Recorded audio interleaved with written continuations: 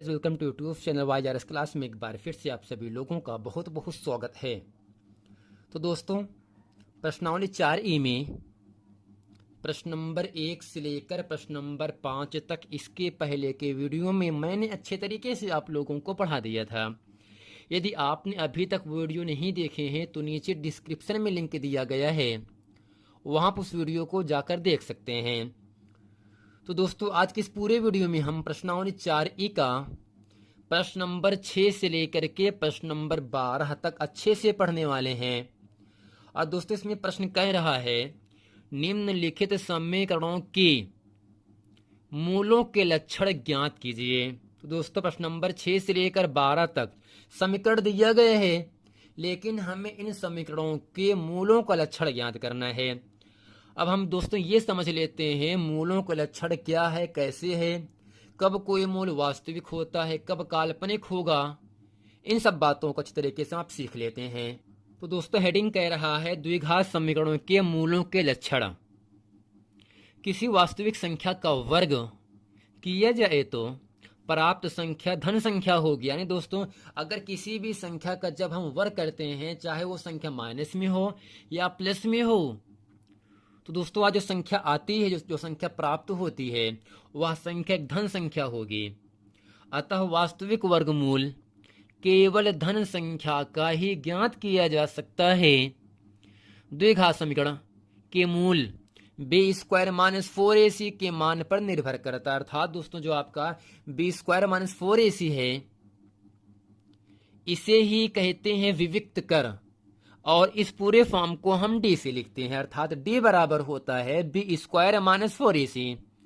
अब इसमें दोस्तों पहला यहां से पॉइंट ए दिया है, यदि b² - 4ac का मान दोस्तों अगर 0 से बड़ा है, जैसे 1, 2 ऐसे, अगर दोस्तों b² - 4ac का मान 0 से बड़ा है तथा पूर्ण वर्ग हो, तो मूल वास्तविक परिमेय और भिन्न भिन्न होंगी। तो दोस्तों, कहने का मतलब क्या होगा, अगर विविक्त कर d का मान 0 से बड़ा रहे परंतु पूर्ण वर्ग संख्या हो, अर्थात जैसे 1 रहे आ जाए, अगर d का मान 0 से बड़ा 1 आ जाए या 4 आ जाए, 9 आ जाए, 16, 25, 36, 49, 64, अर्थात जिन संख्याओं का वर्गमूल निकल जाए।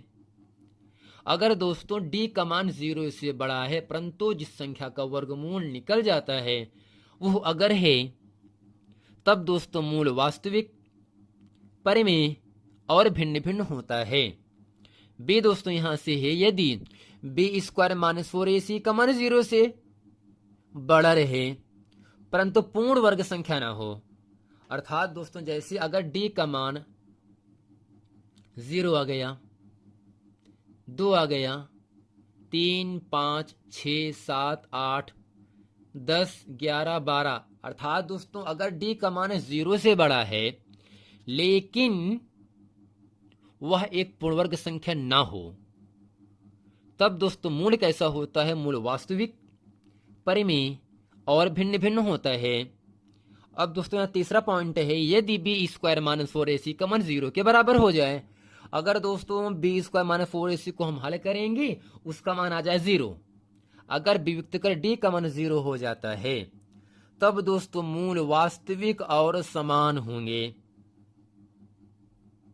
अब तो प्रश्न नंबर यहां से 5वां ऑप्शन यहां पे है, यदि b² - 4ac का मान 0 से छोटा हो तो मूल वास्तविक नहीं होंगी। दोस्तों, कहने का मतलब क्या होगा, अगर कोई संख्या 0 से छोटा होगा तो वह दोस्तों संख्या माइनस में होगा, -1, -2। अगर दोस्तों निगेटिव संख्या आता है, अगर d का मान माइनस में आ जाता है, तब दोस्तों मूल वास्तविक नहीं होता है, अर्थात दोस्तों मूल काल्पनिक होता है।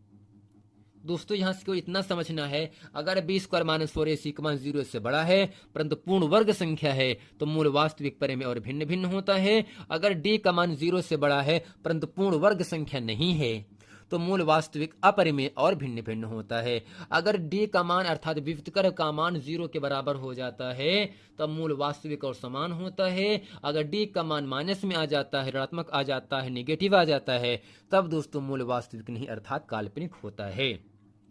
आइए दोस्तों चलते हैं प्रश्न नंबर 6 से लेकर 12 तक अच्छे तरीके से इस पूरे वीडियो में हम पढ़ते हैं। दोस्तों प्रश्न नंबर 6 कह रहा है 1/2 x square plus 1/3 x plus 1 बराबर 0 को दोस्तों हमें हल करना है और मूलों के लक्षण ज्ञात करना है। अब दोस्तों करते क्या से लिखेंगे की तुलना ax square plus bx plus c बराबर 0 से करने पर दोस्तों यहाँ पर a का मान होगा 1/2 और यहाँ से b का मान होगा 1/3, जबकि c का मान दोस्तों केवल 1 होगा। तो दोस्तों हमको ज्ञात क्या करना है, मूलों के लक्षण ज्ञात करना है ना। तो यहां से लिखेंगे इसलिए मूलों के लक्षण। दोस्तों सूत्र यहां से क्या लिखेंगे, d बराबर बी स्क्वायर माइनस 4a से।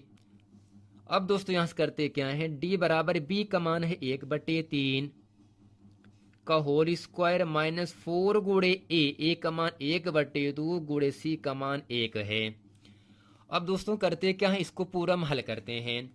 तो यहाँ से d बराबर होगा 1/3 1 का वर्ग 1 और दोस्तों 3 का वर्ग 9 होता है, माइनस दोस्तों 2 पहाड़े में 4 2 से कट गया और 2 1 2 हो जाएगा ना। तो यहाँ पर d बराबर होगा 1 माइनस 9 दूनी 18 बटे दोस्तों 9 होगा और 18 में 1 घटाएंगे तो आपको यहाँ से मान मिलेगा -17/9। जैसा कि दोस्तों यहाँ से जो d का मान आया है वो माइनस में आया है ना, ऋणात्मक आया है, इसी दोस्तों यहाँ से क्या लिखेंगे, अतः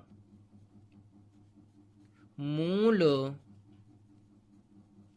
काल्पनिक है, यानी दोस्तों वास्तविक नहीं है। अतः मूल काल्पनिक। अगर दोस्तों ये अगर d का मान ये माइनस में ना आता तब दोस्तों क्या होता, मूल वास्तविक अपरिमेय और भिन्न भिन्न हो जाता। दोस्तों ये प्रश्न नंबर 6 है। अब दोस्तों प्रश्न नंबर 7 कह रहा है यहाँ से 3x square minus 4x plus 4 is equal to 0 को दोस्तों हमें यहाँ से हल करना है।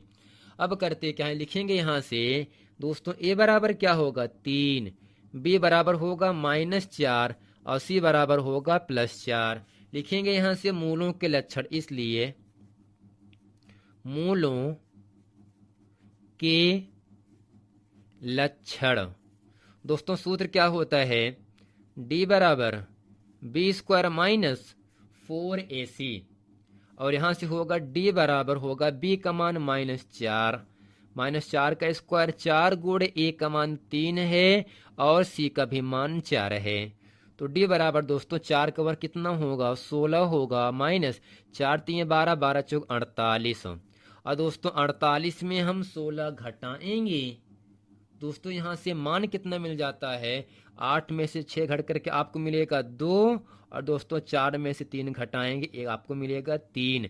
अर्थात दोस्तों 48 बड़ा है 16 छोटा है। 48 के पहले निशान है माइनस का, इसलिए दोस्तों प्लस माइनस घटता है लेकिन बड़ी संख्या के पहले का जो निशान लगा होता है उसको लगा दिया जाता है। दोस्तों डी का भी मान यहाँ पर माइनस में आ गया है ना, तो यहाँ पर भी लिखेंगे अतः मूल काल्पनिक है, यानी वास्तविक नहीं है। अतः मूल काल्पनिक है। अब दोस्तों करते क्या है, प्रश्न नंबर 8वां आपके सामने यहाँ से कह रहा है। इसमें दोस्तों कह रहा है 4x square plus 12x plus 9 is equal to 0 को दोस्तों हमें क्या करना, हल करना है। तो यहाँ से लिखेंगे a बराबर 4, b बराबर 12, c बराबर 9 लिखेंगे दोस्तों यहाँ से। इसलिए मूलों के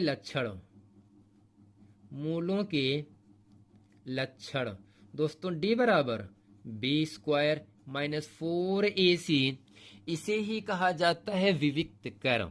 तो यहाँ से d बराबर b का मान कितना है 12 का स्क्वायर 4 गुणे a का मान दोस्तों 4 है और c का भी मान 9 है। तो d बराबर क्या होगा दोस्तों 12 का वर्ग 144, 4 चौ 16 नवैया दोस्तों होता है 144 होगा दोस्तों। प्लस माइनस कट गया और आपको मिल गया d का मान 0। अभी दोस्तों मैंने बताया था अगर डी का मान 0 हो जाता है तब दोस्तों मूल वास्तविक और समान होता है। तो यहां से दोस्तों लक्षण में क्या लिखेंगे, अतः मूल वास्तविक और समान है। अगर दोस्तों डी का मान 0 आ जाता है तब दोस्तों मूल क्या होता है, वास्तविक और समान होता है यानी बराबर होता है। 9वां प्रश्न है दोस्तों, तुलना करेंगे, ए बराबर 7 होगा, बी बराबर -3 और सी बराबर क्या होगा आपका +5 होगा। हमें ज्ञात क्या करना है, इस समीकरण का मूलों का लक्षण ज्ञात करना है। लिखेंगे इसलिए मूलों के लक्षण, मूलों के लक्षण दोस्तों सूत्र होता है डी बराबर b² - 4ac। डी बराबर दोस्तों b का मान -3 है ना, का होल स्क्वायर, 4 गुणे a का मान 7 है और c का मान 5 है।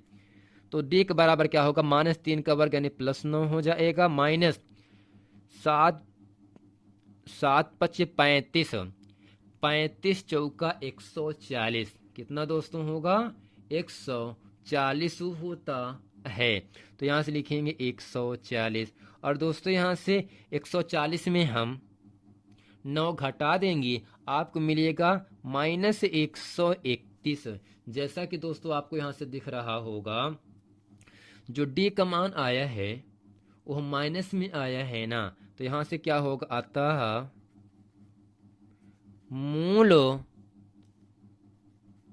मूल काल्पनिक है। क्या दोस्तों, अगर डी का मान माइनस में है तब क्या दोस्तों होगा, मूल काल्पनिक है। तो दोस्तों आशा करते हैं प्रश्नावली 4E का प्रश्न नंबर 6, 7, 8, 9 तक अच्छे तरीके से आप लोगों को समझ में आ गया होगा। अब दोस्तों चलते हैं प्रश्न नंबर हम 10 पढ़ते हैं। दोस्तों प्रश्न नंबर 10 कह रहा है 2x² - 3x + 5 = 0। प्रश्न नंबर 11 है 2x² - 6x + 3 = 0 को दोस्तों हमें मूलों का लक्षण ज्ञात करना है। तो यहाँ से लिखेंगे a बराबर दोस्तों क्या होगा आपका 2 होगा, b बराबर -3 और c बराबर अचर पद कितना है 5 है। ज्ञात क्या करना है, मूलों के लक्षण। तो लिखेंगे इसलिए मूलों के लक्षण दोस्तों सूत्र होगा d बराबर b² - 4ac। d बराबर b का मान -3, 4 × a का मान दोस्तों 2 है और c का मान 5 है। d बराबर दोस्तों -3 का वर्ग 9 होता है, 4 दूनी 8 पंचे 40। दोस्तों 40 में 9 घटाएंगे मिलेगा -31, जैसा कि d का मान माइनस में आ गया। तो यहाँ पर भी क्या होगा, अतः मूल काल्पनिक है, मूल काल्पनिक है।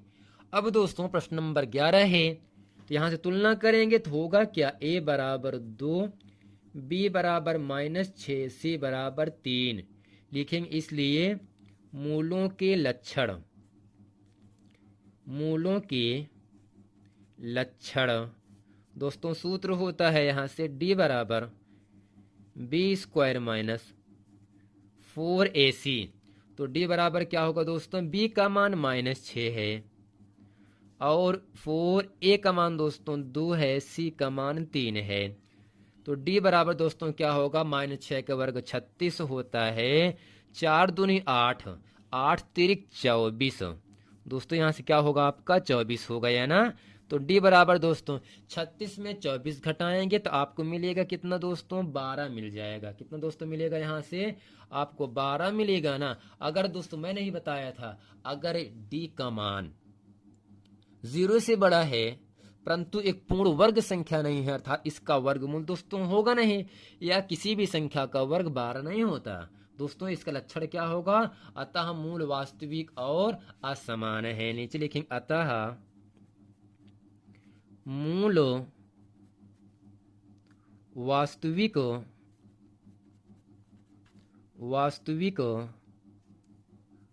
अपर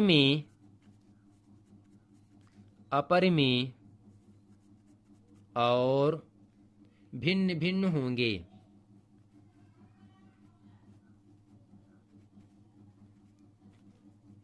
अगर दोस्तों डी का मान 0 से बड़ा है परंतु उसका वर्ग नहीं होता है उस संख्या का, तो दोस्तों मूल क्या होता है? वास्तविक, अपर में और भिन्न भिन्न होता है। अब प्रश्न नंबर यहाँ से 12 कह रहा है, जो कि इस पूरे वीडियो का अंतिम प्रश्न होगा। दोस्तों 12 में कह रहा है 4x² प्लस 3x प्लस 7 बराबर दोस्तों 0 है। तो यहाँ से होगा क्या? a बराबर 4, b बराबर 3, c बराबर 7 लिखेंगे। इसलिए मूलों के दोस्तों क्या होगा? लक्षण होगा। तो यहाँ पर क्या होगा? d बराबर b² माइनस 4ac। तो दोस्तों d बराबर b का मान 3 का वर्ग 4 गुणे a का मान 4 है, c का मान 7 है।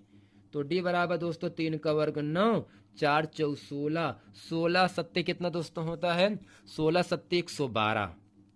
कितना होगा दोस्तों? 112 होगा ना। जब दोस्तों 112 में दोस्तों हम 9 को घटाएंगे तो आपको मिलेगा -103। जैसा कि दोस्तों आपको दिख रहा है डी का भी मान यहाँ पर माइनस में आ गया, तो होगा इसलिए अतः मूल काल्पनिक है। अतः मूल काल्पनिक है। ये दोस्तों क्या होगा? उत्तर हो गया। तो दोस्तों आशा करते हैं प्रश्नावली 4 का प्रश्न नंबर 6, 7, 8, 9, 10, 11, 12 तक अच्छे तरीके से आप लोगों को समझ में आ गया होगा। मिलते हैं दोस्तों नेक्स्ट वीडियो में, तब तक के लिए थैंक यू।